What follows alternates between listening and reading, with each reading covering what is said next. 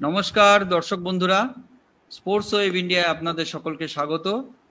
আবার অনেক দিন পর আপনাদের সামনে আমরা লাইভে এলাম এবং লাইভে আপনারা যেই ব্যক্তিকে সবসময় আমাদের কাছ থেকে প্রত্যাশা করেন, কুমারেশ দাস, শ্রী কুমারেশ ভাওয়াল আমাদের সঙ্গে রয়েছেন, প্রাক্তন ফুটবলার এবং বর্তমানে সিএফসি ক্লাবের তিনি টেকনিক্যাল ডিরেক্টর এবং ফুটবল কোচ বলতে পারি তাকে। তিনি এবং জামশেদ নাসরি দুজনেই সিএফসি টিমকে তারা কোচ করছেন, ট্রেন করছেন। তো কুমারেশদার কাছ থেকে আজকে আমরা কুমারেশদাকে নিয়ে এসেছি যে কারণে অবশ্যই আপনারা নিশ্চয়ই বুঝতেই পারছেন আজকে থেকে আইএসএল শুরু হয়ে গেছে। সিজন 11th সিজনের এবারে আইএসএল শুরু হয়ে গেছে আজকে থেকে এবং উদ্বোধনী ম্যাচ হয়েছে কিন্তু আজকে মোহনবাগান সুপার জায়ান্ট এবং মুম্বাই সিটি এফসির মধ্যে, এবং সেই খেলাটি 2-2 গোলে অমীমাংসিত হয়েছে, অর্থাৎ দুটি দলই পয়েন্ট ভাগাভাগি করেছে, এক পয়েন্ট করে ভাগাভাগি করে নিতে হয়েছে। এটা সত্যি মোহনবাগান সমর্থকদের কাছে আজকে একটা দুর্ভাগ্যেরই বিষয়, কেন প্রথমার্ধে 2 গোলে এগিয়ে গিয়েও সেই টিমকে দ্বিতীয়ার্ধে 2টো গোল হজম করতে হয়েছে। আমরা এই পুরো বিষয়টা নিয়ে আজকে কুমারেশদার সঙ্গে আলোচনা করব। কুমারেশদাকে প্রথমেই স্বাগত জানাচ্ছি আমাদের স্পোর্টস ওয়েব ইন্ডিয়ায়। বহুদিন পরে কুমারেশদা আজকে যোগ দিয়েছেন আমাদের সঙ্গে। ইনফ্যাক্ট আমরা অনেকদিন পরেই আপনাদের সামনে লাইভ করছি এবং কুমারেশদার কাছ থেকে আমরা জেনে নেব যে কুমারেশদা আজকে খেলাটা কেমন লাগলো এবং কি কারণে কোথায় কোথায় ভুল হয়েছে মোহনবাগান সুপার জায়ান্টে, যে প্রথমার্ধে ওরকম দুরন্ত ফুটবল খেলে 2 গোলে এগিয়ে যাওয়ার পরে দ্বিতীয়ার্ধে কিন্তু সেই পুরনো ছন্দে দেখা যায়নি মোহনবাগান সুপার জায়ান্টকে। সেই কারণটা কি একবার কুমারেশদাকে আমি সেই প্রশ্নটা করছি। কুমারেশদা, তোমার কি মনে হয় কি কারণ হতে পারে এটা? হ্যাঁ, শুরুতে খেলাটা যখন শুরু হলো তখন স্পেশালি মুম্বাই সিটি অনেকগুলো পাস খেলছিল এবং সেই পাসগুলো পজিটিভ পাস, মানে সামনে পাস। তো এবং অনেকগুলো নাম্বার অফ কারেক্ট পাসেস অনেক বেশি। তো যাই হোক, খেলাটার গতি প্রকৃতি যেদিকে এগোচ্ছিল দেখে মনে হচ্ছিল শুরুতে মুম্বাই সিটি বেটার খেলছিল, কিন্তু হঠাৎ করে খেলার এগেনস্টে মোহনবাগান গোলটা পেয়ে যায় এবং সেটা অ্যাবসলিউটলি বাদিক থেকে লিস্টন কোলাসো একটা বল বক্সের ভেতরে উইংয়ে 1-1 ড্রিবল করে তারপরে যে সেন্টারটা করেছিল সেটা তিরি আত্মঘাতী গোল হয়ে গেল, তিরির পায়ে লেগে। ও অ্যাকচুয়ালি বলটা ওর হঠাৎ করে থাইতে লেগে বলটা জালে চলে যায়। তো এই গোলটার ক্ষেত্রে যতটা না মোহনবাগান প্লেয়ার্সদের কৃতিত্ব, তার থেকে বেশি তিরির ক্রেডিট বেশি। তো যাই হোক, একটা সেম সাইড গোল খেয়ে গেল এবং সেটা অ্যাবসলিউটলি খেলার এগেনস্টে। কিন্তু তখন শুরু থেকে অলরেডি 10 মিনিটের মধ্যে বিপিন বাদিক থেকে, অন্তত 10-15 মিনিটের মধ্যে বিপিন বাদিক থেকে গোটা 7 থেকে 8 ডেলিভারি করেছে এবং যেগুলো প্রত্যেকটাই ডেঞ্জারাস। তার মধ্যে আংতে মিস করলো 2টো। ছেলেটির এই হচ্ছে লেফট ফুটার যখন রাইট উইং খেলে বা রাইট ফুটার লেফট উইং খেলে এই প্রবলেম গুলো হয়। কিরকম? বিপিন সে রাইট ফুটার, সে খেলছে লেফট উইং হবে এবং তার কারণই হচ্ছে ও ইনসাইডে ঢুকবে এবং ও রাইট ফুটার স্ট্রং গোলে মারবে। কিন্তু মডার্ন ফুটবলের যেটা মানে পজিটিভ জিনিস, মডার্ন ফুটবলে যে জিনিসটা তোমাকে অ্যালাউ করবে না সেটা হচ্ছে তোমার যে পার্টি ভালো বা ভেতরের দিকে তোমাকে কোনো ভালো ডিফেন্ডার অ্যালাউ করবে না, বল মারতে দেবে না, শুট করতে দেবে না। তোমাকে অলওয়েজ ওই আউটসাইডে অ্যালাউ করবে, যেখান থেকে তুমি একটি সেন্টার ছাড়া আর কিছু করার তোমার কোনো ক্ষমতা নেই এবং সেটা কখনোই ডেঞ্জারাস নয়। আমি লেফট উইং হাফ, আমি লেফট সাইড থেকে লেফট ফুটে সেন্টার করতে পারি না, আমি খেলছি লেফট উইং হাফে। সেম চাংতে বিপিন বাঁ দিক থেকে একের পর এক সেন্টার করে গেছে এবং ফার্স্ট 10 মিনিটে অন্তত 5 থেকে 6খানা ডেঞ্জারাস ডেলিভারি করেছে। যেটা চাংতের প্রবলেম হয়েছে, ও লেফট ফুটার, ও বলগুলো যখন ডান পায়ে রিসিভ করছে, ডান পায়ে আর ফিনিশ করতে পারছে না। ও বলগুলোকে কি করছে, রিসিভ করার পরে বাঁ পায়ে সাজাতে গিয়ে আরো 3টে টাচ নিচ্ছে এবং ওই 3টে টাচ নেওয়ার জন্য যে সময় ও নষ্ট করছে তাতে সমস্ত ডিফেন্ডাররা অর্গানাইজ হয়ে যাচ্ছে, অর্গানাইজড হয়ে ওই ডেঞ্জারাস বলটাকে ক্লিয়ার করে দিচ্ছে অথবা ট্যাকেল করে দিচ্ছে অথবা কাভারিং করছে, মার্কিং করছে। অ্যাট এনি কস্ট ওটাকে গোল হতে দিচ্ছে না। তো ফার্স্ট 10-15 মিনিটে এই ঘটনাগুলো ঘটেছে। ওয়ারাস উল্টো দিকে ওই একটা নির্বিষ সেন্টার, ওই সেন্টারটার কোনো মানে ওটাতে কোনো ডেঞ্জারাস কিছু গন্ধই ছিল না, জাস্ট তিরির পায়ে লেগে বলটা জালে চলে যায়। তো মোহনবাগানের খেলা আজকে আমার অ্যাজ পার মাই অবজারভেশন, আমার পর্যবেক্ষণ অনুযায়ী যেটা মনে হলো, মোহনবাগানের খেলার আমি কোনো প্ল্যানিং খুঁজে পেলাম না। আমি ইন্ডিভিজুয়ালি বাই নেম একের পর এক বলে যাচ্ছি। তুমি বিশালকে আজকে সেরম ডেঞ্জারাস কিছু বল সেভ করতে হয়নি, সেরকম কিছু ডেঞ্জারাস যেই গোলটা ও খেয়েছে, যেই দুটো গোল ও খেয়েছে, সেখানে ওর কিচ্ছু করার নেই। যে বলটা তিরি গোল করেছে, ওই বলটাও ভিড়ে জটলার মধ্যে তিরি হেড করেছিল, তিরি আফটার বলটা জটলার মধ্যে পেয়ে যায়, আফটার দ্যাট ও একটা স্ট্রাইকারের থেকেও ভালো মানে অপরচুনিস্টের পরিচয় দিয়েছে। একটা স্ট্রাইকারও ওই বল ও নিজেই হেড করেছে, আফটার দ্যাট ওই বলটা ডিফ্লেক্ট হয়ে ওর সামনে যখন পড়েছে, ও স্ট্রাইকারের থেকেও একটা stopper, being a stopper, central back, being a central back, ও এত ভালো ফিনিশ করেছে ওখানে বিশালের কিছু করার নেই, কারণ একদম 6 ইয়ার্ডের ভেতর থেকে করেছে। আর সেকেন্ড গোলটা যেটা তোমার ক্রোমা বলে প্লেয়ারটি করে গেল পরে নেমে 90 মিনিটসে, সেই গোলটার ক্ষেত্রেও ওর কিচ্ছু করার নেই। বাঁ দিক থেকে তোমার নওফাল একদম গ্রাউন্ডার মেরেছে, একদম পুরো মানে একদম ঘাস একদম ছিঁড়ে বেরিয়ে গেছে বলটা। বাঁ দিক থেকে তোমার চেঞ্জে নেমেছিল নওফাল বলে ছেলেটা, সে অনিরুদ্ধ থাপাকে বক্সের ভেতরে আরামসে 1:1 ড্রিবল করার পরে ব্যাক সেন্টার করেছে, এবং সেই বলটা ক্রমা এত ভালো মানে ক্লিনিক্যাল ফিনিশ যে একদম সাইড নেটে, এবং বলটা গড়িয়ে পাওয়ারফুল। ওই বলে কোনো গোলকিপার কিছু করতে পারবে না।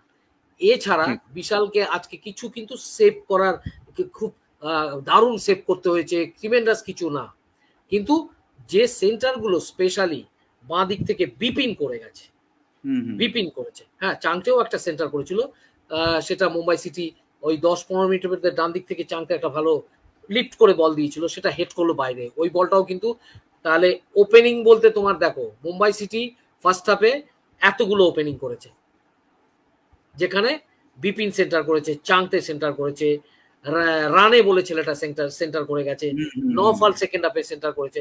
ওয়ারাস মোহনবাগানের দুটো উইং আপ কটা সেন্টার করেছে তুমি আমায় বলো?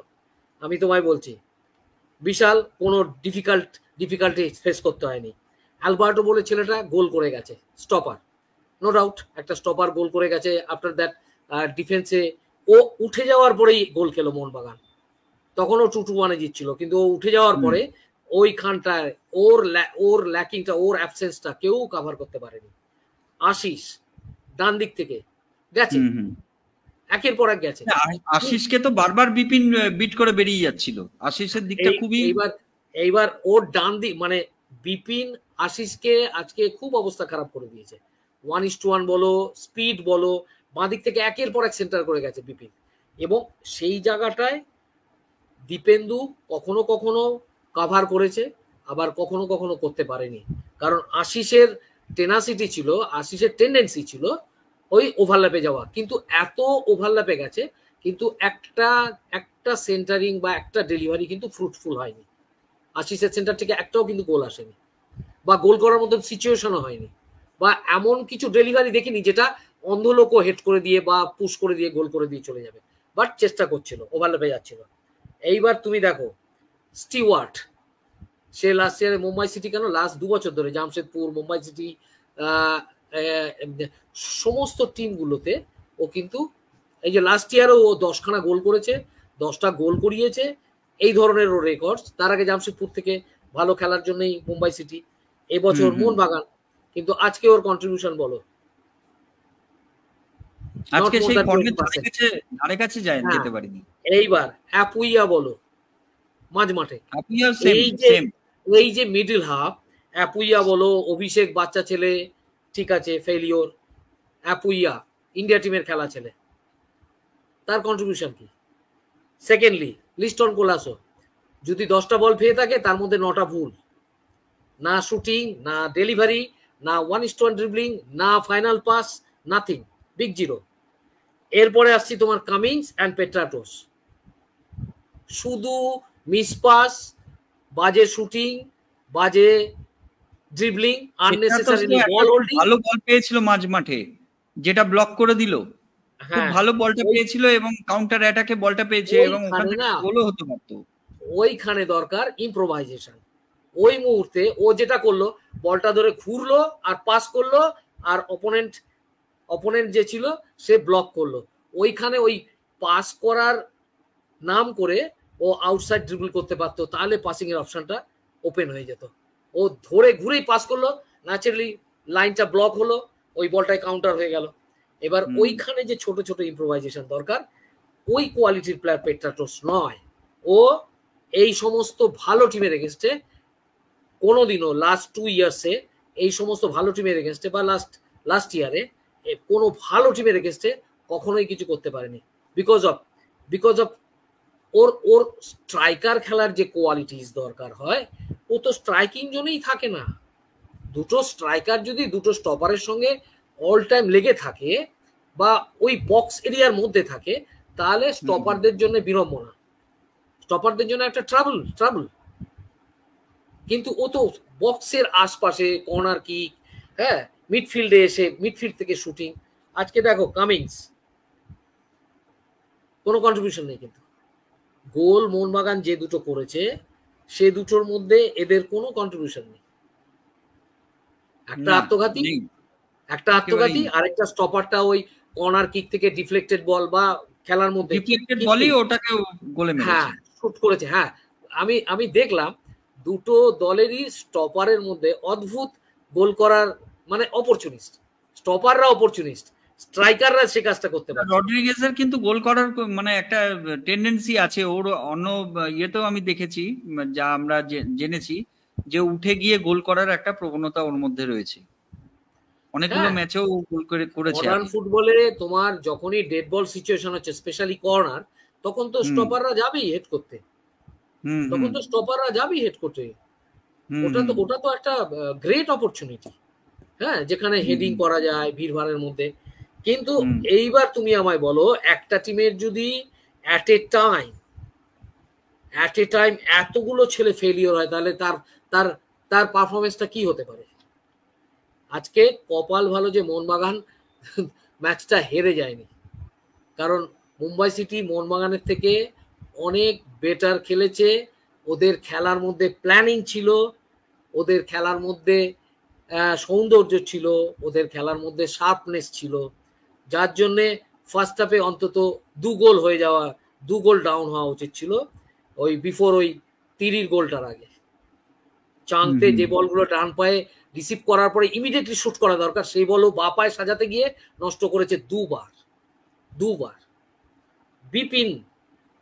বিপিন ডান পায়ে বাইরে মেরে দিয়েছে, না বাঁ দিক থেকে ভেতরে এসে।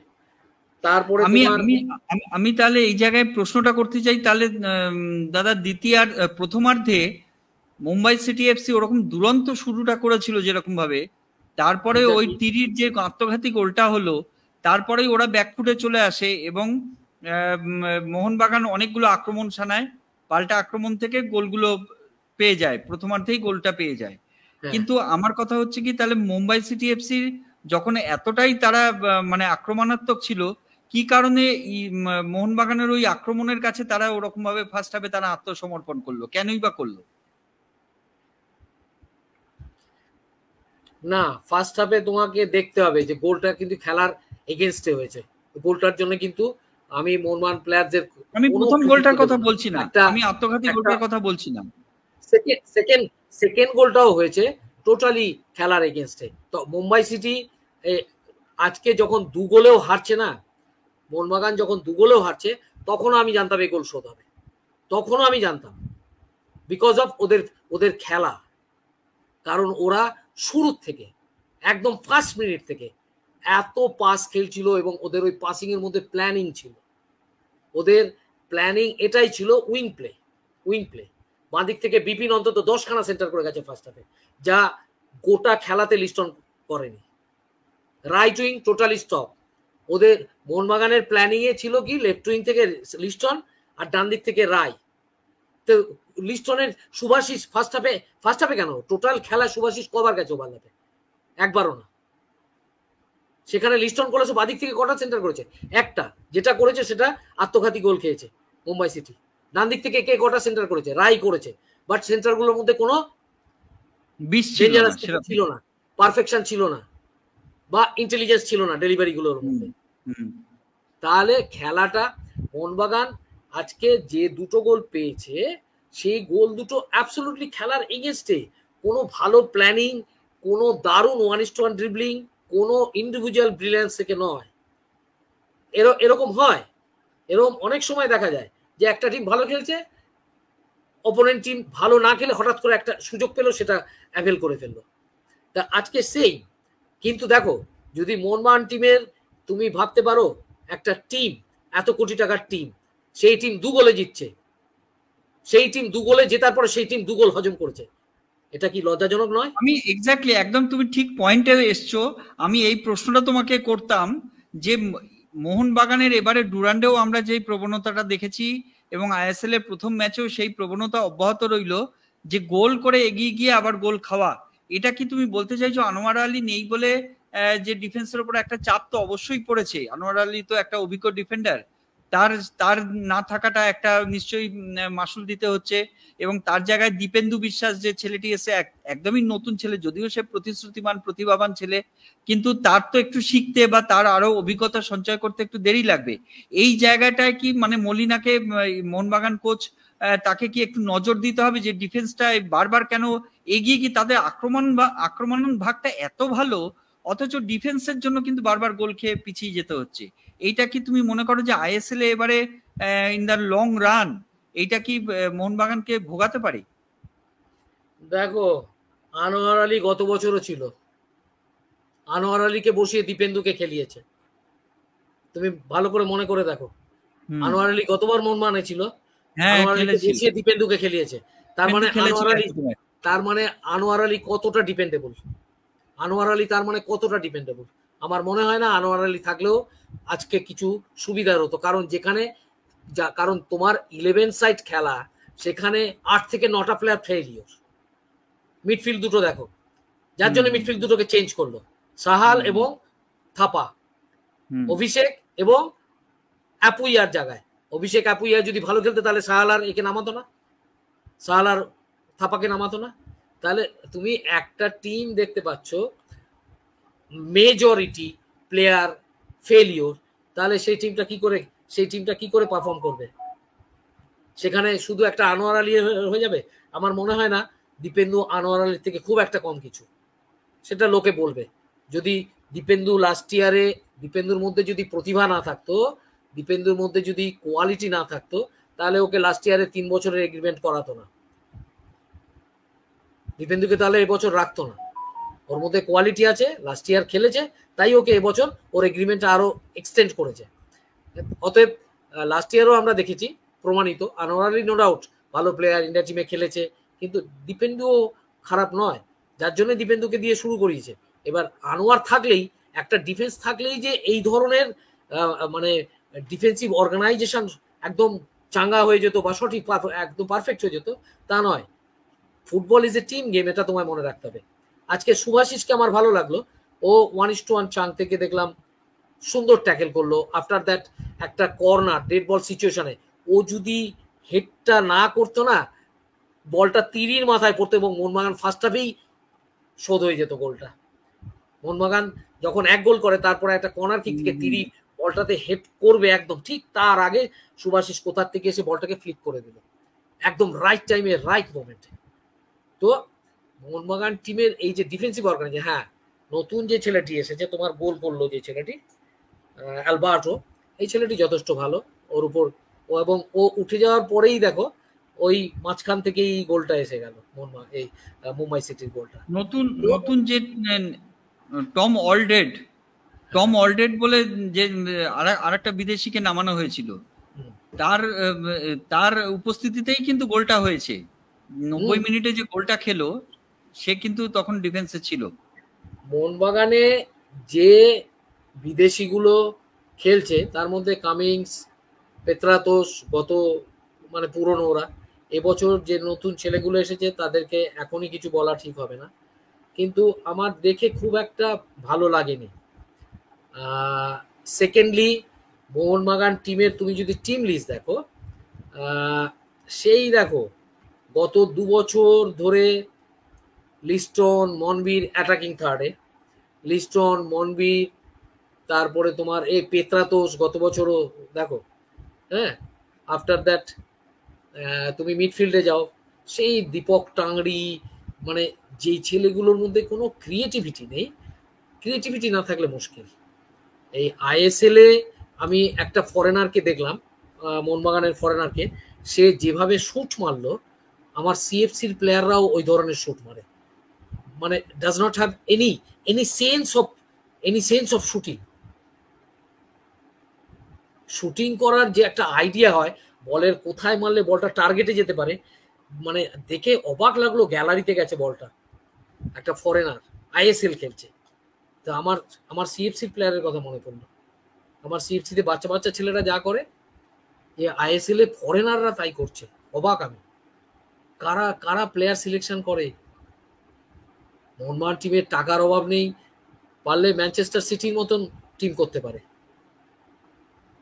ওদের মালিকের যা কথাবার্তা শুনি আর কি, তাতে তো অত বড় বড় কথাবার্তা বলার, গত বছরও অনেক কথা বলেছেন উনি ওয়ার্ল্ড ক্লাস লেভেলে ভালো করতে চান। আফটার দ্যাট আইএসএলই মুখ থুবড়ে পড়ছে, ডুরান্ডে মুখ থুবড়ে পড়ছে, আর তার কারণ তো এইগুলো। তুমি কি আরো মানে এখন তো সবে আজকে প্রথম ম্যাচ হলো, হ্যাঁ, তোমার কি মনে হয় যে ডিফেন্সটা ঠিক করলে বাকি টিমটা দাঁড়িয়ে যাবে, নাকি এবারে একদমই না, বরং আমার ধারণা morning shows the day. Mohun Bagan টিমের কি চেহারা সকাল সকালই বোঝা যাচ্ছে।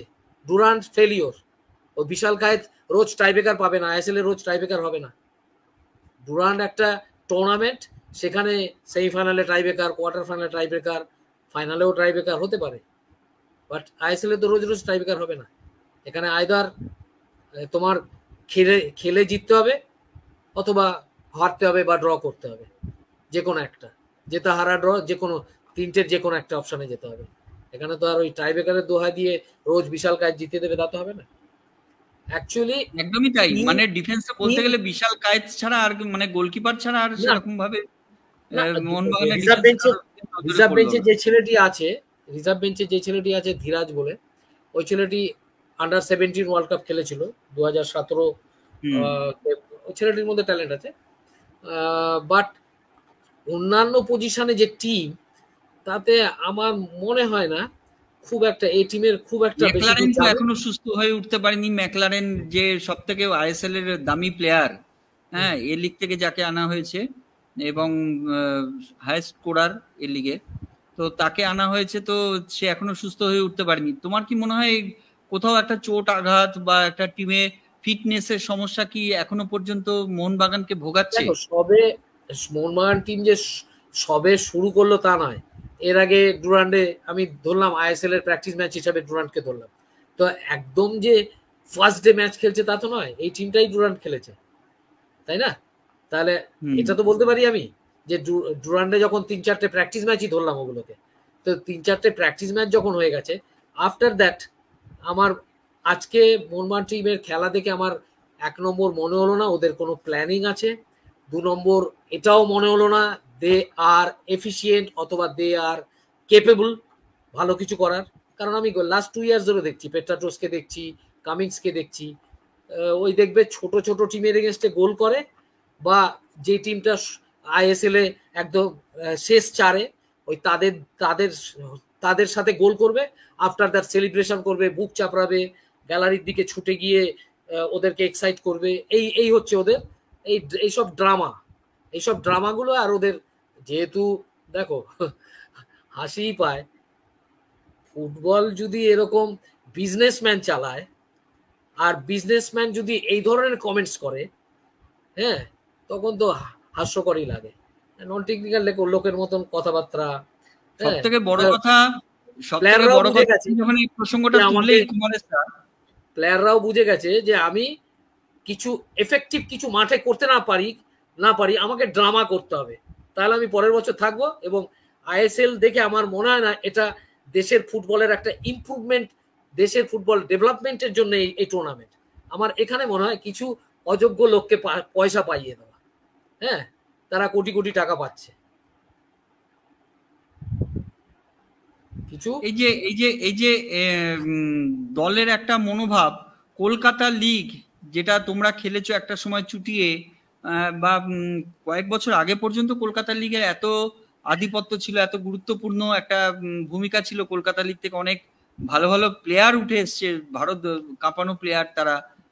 কিন্তু সেই এবারে মোহনবাগান টিমকে মানে গ্রুপ পর্ব থেকেই ছিটকে যেতে হলো, তারা সুপার সিক্সে কলকাতা লিগে সুপার সিক্সে উঠতে পারলো না, এবং টিমটার দিকে মানে একেবারেই অগোছালো, টিমটার দিকে একেবারেই নজর দেওয়া হচ্ছে না যে তাদের পারফরমেন্স তার আরো কি করে, যেখানে ভাইরাস তুমি ইস্টবেঙ্গলের রিজার্ভ বেঞ্চ দেখো, তাদেরকে কত সুন্দর একটা অর্গানাইজ করা হয়েছে, একটা ইয়েকে ওখান থেকে কত সুন্দর সুন্দর ট্যালেন্টকে তুলে আনা হয়েছে, সিনিয়র টিমের জন্য অনেক ভালো ভালো প্লেয়ার উঠে আসছে। গত বছর থেকেই আমরা দেখেছি একটা প্ল্যানিং করে চলছে যে রিজার্ভ টিম থেকে যাতে একটা ব্যাকআপ হিসাবে কাজ করে সিনিয়র টিমের। কিন্তু মোহনবাগানের কিন্তু সেই প্ল্যানিংটা চোখে পড়ছে না। মোহনবাগানের প্ল্যানিং কি, যে সিনিয়র টিমের দামি দামি প্লেয়ার ধরে নিয়ে এসো, যেহেতু মালিকের পয়সা আছে, বিভিন্ন লিগ থেকে দামি দামি বিদেশি প্লেয়ার নিয়ে আসছে, বা দেশেরও জাতীয় টিমের জাতীয় দলে খেলা প্লেয়ার, আমি কোট আনকোট জাতীয় দলে প্লেয়ারের খেলার কথা বলছি, যারা জাতীয় দলে খেলে সেই সব প্লেয়ারদের নিয়ে এসো, সেখানে 30, 32, 35 কোটি টাকা দিতে হলেও কোনো অসুবিধা নেই, সেই সব প্লেয়ারদের নিয়ে এসে আইএসএল খেলাও বা এএফসি চ্যাম্পিয়ন্স লিগ খেলাও, এবং সেইখানে ইয়ে করে। এটা কি কোথাও তোমার মনে হচ্ছে যে এই স্ট্র্যাটেজিটা মানে এরকম ভাবে ফুটবল স্ট্র্যাটেজি এরকম ভাবে চলে না? তোমার কি মনে হয় যে কোথাও একটা ভিত্তি ঠিক থাকতে হয়, যে ভিত ঠিক না থাকলে সেখান থেকে প্রোডাকশনটা ভালো হবে না? এটা কি তোমার মনে হয় যে যেইভাবে প্রসেসটা চলছে সেই প্রসেসটা ঠিক না ভুল? তুমি কি মনে করো? দেখো, রিজন যেটা আমার মনে হয়েছে, এটা কোচের তরফেও খানিকটা দায়, ম্যাক্সিমাম দায় প্লেয়ার্সদের। আমিও তো বেশ কিছু জুনিয়র ছেলেকে বিগত বেশ কয়েক বছর ধরে আমি সিএফসিতে দেখছি, এখনকার ছেলেদের কোনো বড় এইম নেই ওদের সামনে কোনো টার্গেট নেই, এবং ওরা এতটাই বোকা বা নিজের ভবিষ্যৎ সম্বন্ধে কোনো ভাবনা চিন্তা করে না। ওরা এটাও বোঝে না যে এই যে জীবনের ভাইটাল টাইমটা 17 থেকে 20, এই 3-4 বছর যদি হার্ড ওয়ার্কিং করা যায়, যদি স্যাক্রিফাইস করা যায়, যদি ফুটবল নিয়ে ডুবে থাকা যায়, তাহলে হোল লাইফটা আফটার 20, 10 ইয়ার্স 30 থেকে 10 ইয়ার্স 40, 50, আপ টু যতদিন ও বাঁচবে ততদিন যে ওর লাইফটা সেফ অ্যান্ড সিকিউর, এই ভাবনাটাই ওদের মধ্যে আসছে না। একটা ছেলে রেগুলার প্র্যাকটিসে আসবে না, একটা ছেলে আফটার প্র্যাকটিস রেস্ট করবে না, একটা ছেলের ফুড হ্যাবিট সম্বন্ধে বা হেলথ এডুকেশন সম্বন্ধে কোনো ধারণাই নেই। শুধু ওরা শুধু কি দেখছে, রোনাল্ডো নেইমার কিভাবে চুল কাটে, রোনাল্ডো নেইমার কি ডিজাইন করে, কি স্টাইল করে, ওরা এগুলো ফলো করছে। This is very unfortunate. আজকে খুব ভালো লাগলো পেত্রাতোসের নতুন চুলের স্টাইল দেখে। আবার তুমি দেখতে পাবে, আবার তুমি বাচ্চা ছেলেদেরও দেখতে পাবে পেত্রাতোসের স্টাইল চালু করে দিয়েছে, কিন্তু খেলাটা নয়। সত্যি যেহেতু কোচিং করাচ্ছি, তাই আমার সিএফসির প্লেয়ারদেরও সেম। ওদেরকে তুমি যত বলো, যত বোঝাও, যতই ইন্সপায়ার করো, যতই সুযোগ সুবিধা দাও, ওদের মধ্যে কোনো চেতনা আসছে না। এইবার তুমি আমায় বলো, ভারতবর্ষে ইন্ডিয়া খেলা ছেলেদের যদি এই হাল হয়, তাহলে বাকি ছেলেগুলো কোথায়? তারা কোথায় থাকবে বলো? আমরা কি জানতাম? আমরা জানতাম ইন্ডিয়া টিমের player, he will be the best in domestic level, তাই তো? ইন্ডিয়া খেলে এসে আমি কখনো দেখিনি মাঠে পারফর্ম করছে না। যে ইন্ডিয়া খেলে এসেছে সে ম্যাচ উইনার, যে ইন্ডিয়া খেলে এসেছে সে কন্ট্রিবিউট করছে ম্যাক্সিমাম। অথচ দেখো ইন্ডিয়া খেলা ছেলে চাংতে খেলেছে, আজকে চাংতের কন্ট্রিবিউশন কি? অনিরুদ্ধ, তার কন্ট্রিবিউশন কি? অ্যাপুইয়া। শুধু আমার আজকে দুটো ছেলেকে ভালো লাগলো, এক বাঁ দিক থেকে বিক্রম, ডেঞ্জারাস মনে হচ্ছিল। জাতীয় দলে খেলেছে, তবে এখন আর জাতীয় দলে নিয়মিত নয়।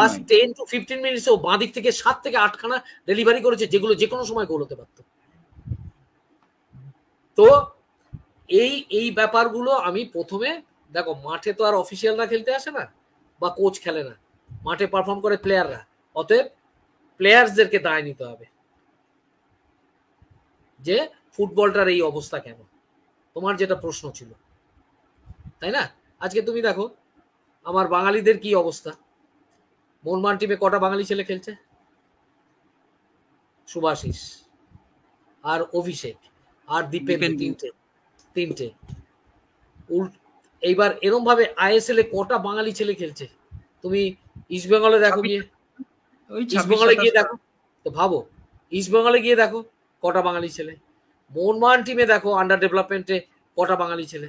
এবং দুর্ভাগ্যের বিষয়, মোহনবাগান আন্ডার ডেভেলপমেন্টের ছেলে আমাদের সিএফসি তে ট্রায়ালে এসেছে, আমরা ওকে রাখতে পারিনি, এতটাই আনফরচুনেট ব্যাপার। কারণ পারফরমেন্স নেই, অথচ ফেসিলিটিস পাচ্ছে, সুযোগ পাচ্ছে, মাঠ পাচ্ছে, খাওয়া পাচ্ছে, ট্রেনিং পাচ্ছে, এভরিথিং পাচ্ছে, বাট ওর এন্ড থেকে যে ডিউটিগুলো সেগুলো একদমই করছে না। এবার যদি ইন্ডিয়া টিম যারা খেলছে তাদের যদি এই দশা হয়, ইন্ডিয়া টিমে তো all the time best footballers, দেশের সেরা ফুটবলারই তো দেশের হয়ে খেলে, তাহলে ওদের ছাড়া বাকি ফুটবলারদের অবস্থাটা কি বলতে পারো? হ্যাঁ নিশ্চয়ই কিছু কিছু ছেলে আছে যেরকম তাদের দুর্ভাগ্য যে তারা পারফর্ম করা সত্ত্বেও হয়তো ইন্ডিয়া টিমের সুযোগ পাচ্ছে না বা বড় দলের সুযোগ পাচ্ছে না, এরকম কিছু ছেলে আছে, কিন্তু সেগুলো পার্সেন্টেজ কত? Not more than 5 to 10%। কিন্তু বাকি 90% ছেলে কোথায় যাচ্ছে?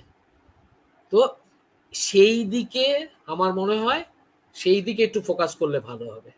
কারণ দেশের একটা সেরা লিগ চলছে, ফরেনাররা আসবে, তাও সি গ্রেডের ফরেনার, পেত্রাতোস, তোমার কামিংস, এদের থেকে শেখার কিছু নেই। আজকে দেখলে তো 90 মিনিটস, না একটা ভালো টার্নিং, না একটা ভালো রিসিভিং, না একটা ভালো শুটিং, না কোনো ইন্টেলিজেন্স বা ইম্প্রোভাইজেশন, যে হ্যাঁ দেখে মনে হলো সিচুয়েশন অনুযায়ী চট করে নিজের বুদ্ধি কাজ করাতে পারছে, সিচুয়েশন অনুযায়ী ডিসিশন মেকিং গুলো চেঞ্জ করতে পারছে। No, nothing. তাহলে তুমি কাকে ফলো করবে? এই মাপের ফরেনার আনলে, আর আমি জানি না আইএসএল এত টাকা খরচ করে এত কিছু করে এটার কি উদ্দেশ্য। না, এবারে তুমি মোহনবাগান টিমকে যেমন বলছো যে এই ফরেনার গুলোর কোয়ালিটি খুবই খারাপ, তোমার চোখে আর কি সেরকম not up to the mark. হ্যাঁ, কিন্তু তুমি যদি পাশাপাশি মুম্বাই সিটি এফসি কে দেখো, তারাও কিন্তু অনেক তাদের বাজেটেও কিন্তু কাটছাট করেছে, এবং তারা যেই বাজেটের টিম এবারে তৈরি করেছে বা যেই বিদেশিদের তারা নিয়ে এসছে, তারা কিন্তু আগের বছরগুলোর তুলনায় অনেকটাই অ্যাভারেজ মানের। আগের বছরে তারা যারা ছিল, নগুয়েরা ফগুয়েরা যারা খেলে গেছে, বা স্টুয়ার্টও তো মুম্বাই সিটি এফসিডি প্লেয়ার একটা বলতে গেলে, এবং তার যে পারফরমেন্স ছিল মুম্বাই সিটি এফসির হয়ে খেলবার সময়, তার যে পারফরমেন্সটা ছিল সেই পারফরমেন্সের ধারে কাছে নেই লাস্ট 2 ইয়ার্স। এই জিনিসটা তাহলে তুমি কি বলবে? তাহলে তো সব দিক থেকেই, মানে সব টিমেরই সব দিক থেকেই একটা মানের দিক থেকে একটা অবনমন হয়েছে। আমি তোমাকে প্রথমেই বলেছি এই টিম সিলেকশন ব্যাপারটা কিন্তু একটা মস্ত বড় ব্যাপার। এবার এই টিম সিলেকশন কারা করে? এখন এজেন্ট হয়েছে, তার বংশে কেউ কোনোদিন ফুটবল খেলেনি, সে সিলেকশন করছে টিম, সে প্লেয়ার সিলেকশন করছে অ্যাকর্ডিং টু দ্য রেকর্ডস। দেখো প্লেয়ার দু রকমের প্লেয়ার হয়। একটা প্লেয়ার হয় যে মাঠে এফেক্টিভ,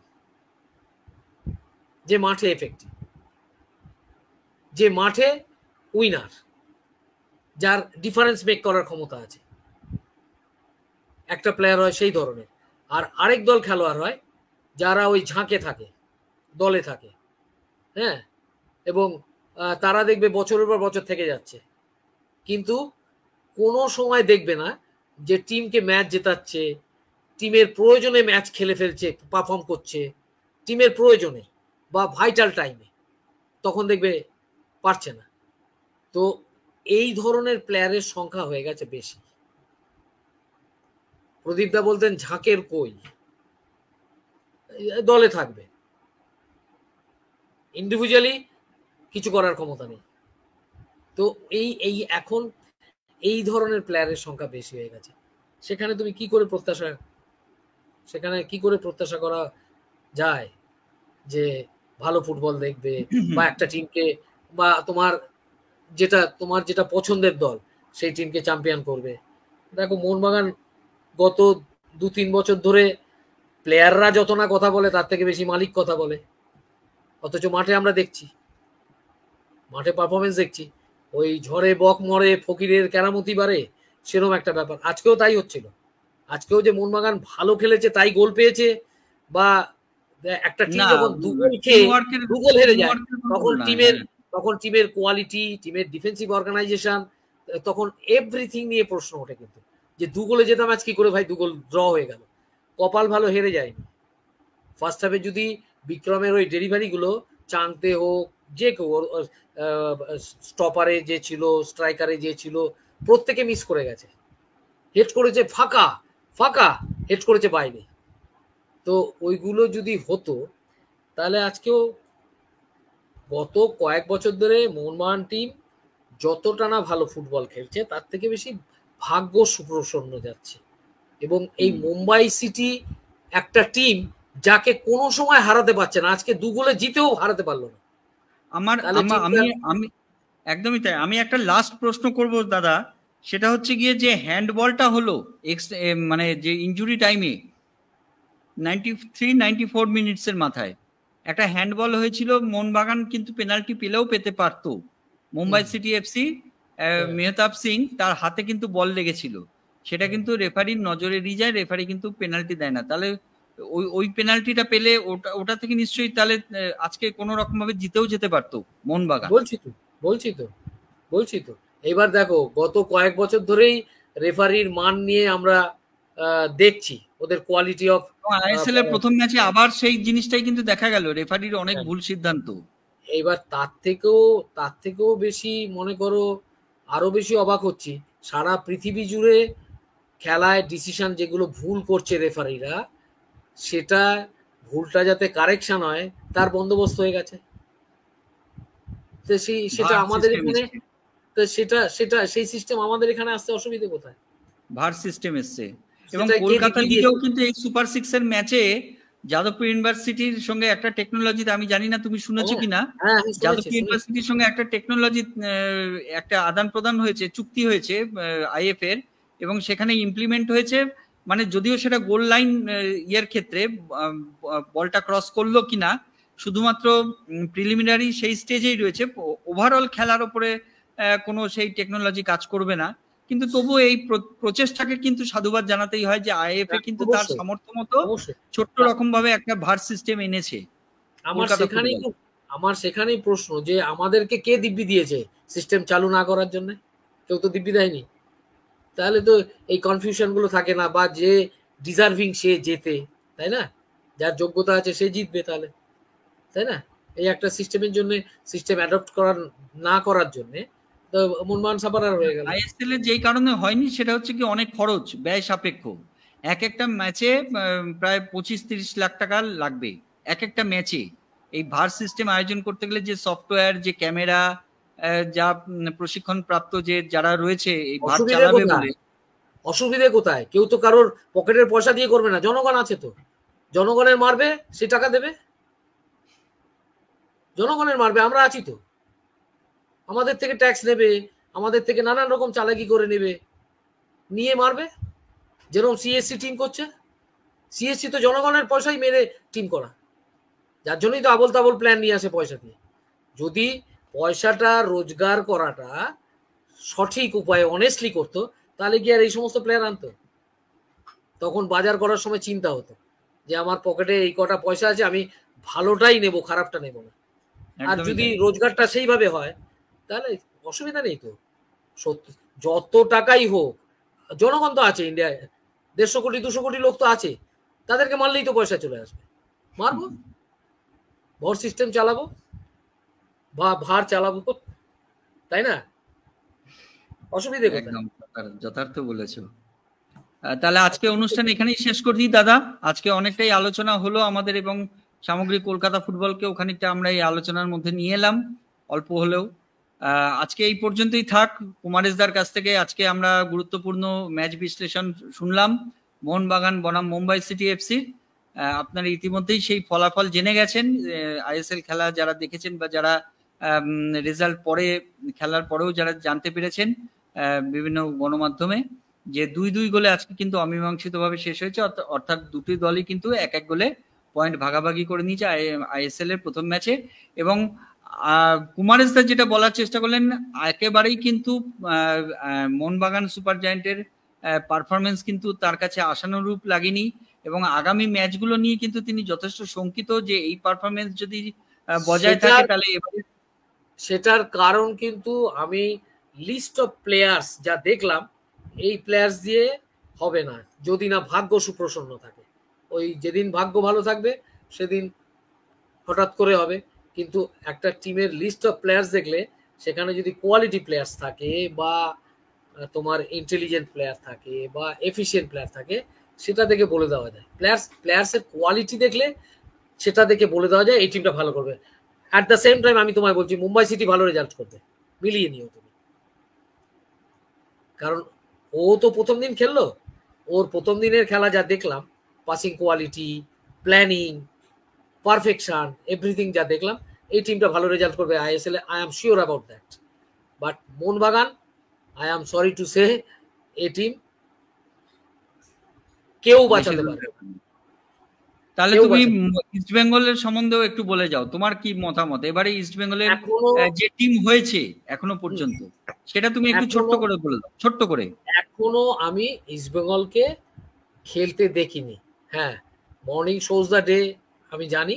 কাগজে কলমে যে টিম হয়েছে তাতে তোমার কতটা, তুমি কতটা আশাবাদী? না, আমার আমি না দেখলে আগাম ওই অ্যাস্ট্রোলজারদের মতো আগামীকালই কিন্তু ইস্ট বেঙ্গল নামছে বেঙ্গালুরু এফসি। খেলাটা দেখলে তখন বুঝতে পারবো যে কি quality player. List of players দেখেছি, বাট একটা দুটো ম্যাচ না দেখলে ওই অ্যাস্ট্রোলজারের মতন বলে দিলে হবে না। লাগলে তুক, নাহলে তাক, ওসব করলে হবে না। ওরম ভাবে বলতে পারবো না। ঠিক কথা, ঠিক কথা, ঠিক কথা। আজকে একদমই পারফরমেন্স ভালো লাগেনি মোহনবাগানে, আবারও বলে দিলেন কুমারেশদা। কিন্তু মোহনবাগান যদি তাদের কোয়ালিটি আরো ইমপ্রুভ করে, মলিনা জানি না কি ভাবে কোচিং করাচ্ছেন তিনি, এবং আশা করি তিনি একটা বড় মানের কোচ, যেহেতু বড় মাপের কোচ, সেই জন্য গ্র্যাজুয়ালি তার টিম করবে। সময় দরকার এই টিমটার, এবং ফিটনেসেরও কিছু সমস্যা আমার মনে হলো আছে এই টিমটার। যেহেতু জিমি ম্যাকলারেনের মতো একটা অত নামি প্লেয়ার, যিনি এর লিগে, অস্ট্রেলিয়ার লিগে তিনি হাইয়েস্ট স্কোরার ছিলেন 3 বার, সুতরাং তারও টিমে অন্তর্ভুক্তি একটা সময়ের অপেক্ষা। তিনি ইনজুরি কাটিয়ে টিমে আসবেন, এবং আশা রাখছি আমরা যে ইস্টবেঙ্গল মোহনবাগান এবারে যে বড় টিম রয়েছে, এবং মোহামেডান প্রথমবার খেলছে, হয়তো তার পারফরমেন্স নিয়ে আমরা অতটা আশাবাদী না হলেও হয়তো কিছুটা কলকাতার একটা মান তারাও রাখতে পারবে, একটা সুনাম তারাও রাখতে পারবে আশা করি মোহামেডান স্পোর্টিং ক্লাব। এবং এই তিনটে বড় দলের কাছ থেকেই কিন্তু আমরা এবারে আইএসএল এ ভালো পারফরমেন্স আশা করছি। মোহনবাগান তো সুপার জায়ান্ট সব থেকে এবারে বিগ বাজেট টিম বলা যেতে পারে, গতবারেও ছিল, এবারেও বিগ বাজেট টিম, এবং সেই টিমের কাছ থেকে কিন্তু এই পারফরমেন্স মোটেও আজকে যেরকম প্রথম ম্যাচে দেখতে পেলাম সেটা কিন্তু আমাদের কাছে একদমই আশানুরূপ লাগেনি। কুমারেশদা পরিষ্কার সেই কথা বলে দিয়েছেন। আগামী দিনে আমরা আশা করব যে মোহনবাগানের পারফরমেন্স ভালো হবে, এবং তাদের কাছ থেকে আরো ভালো দুরন্ত ফুটবল উপহার পাবে, এবং সবুজ মেরুন সমর্থকরা খুশি মনে মাঠ ছাড়তে পারবেন। এই আশা নিয়ে আজকে এই প্রোগ্রাম, এই অনুষ্ঠান আজকে শেষ করছি। আগামী দিনে আমরা আরো আপনাদের আইএসএল এর ম্যাচ যেরকম চলতে থাকবে, 3 প্রধানের ম্যাচ আমরা আপনাদের সামনে হাজির করার চেষ্টা করব, এবং অবশ্যই আমাদের সঙ্গে থাকবেন বিশিষ্ট অতিথি কুমারেশ ভাওয়াল, আমাদের সঙ্গে থাকবেন। আজকে এই পর্যন্তই। দর্শকদের কাছ থেকে আজকে বিদায় নিচ্ছি। দেখতে থাকুন স্পোর্টস ওয়েব ইন্ডিয়া। নমস্কার, শুভরাত্রি। কুমারেশদা, তোমাকে গুড নাইট জানাচ্ছি আজকের এই অনুষ্ঠান থেকে। ঠিক আছে, আমরা আগামী দিনে আবার একসঙ্গে করব অনুষ্ঠান। Thank you so much.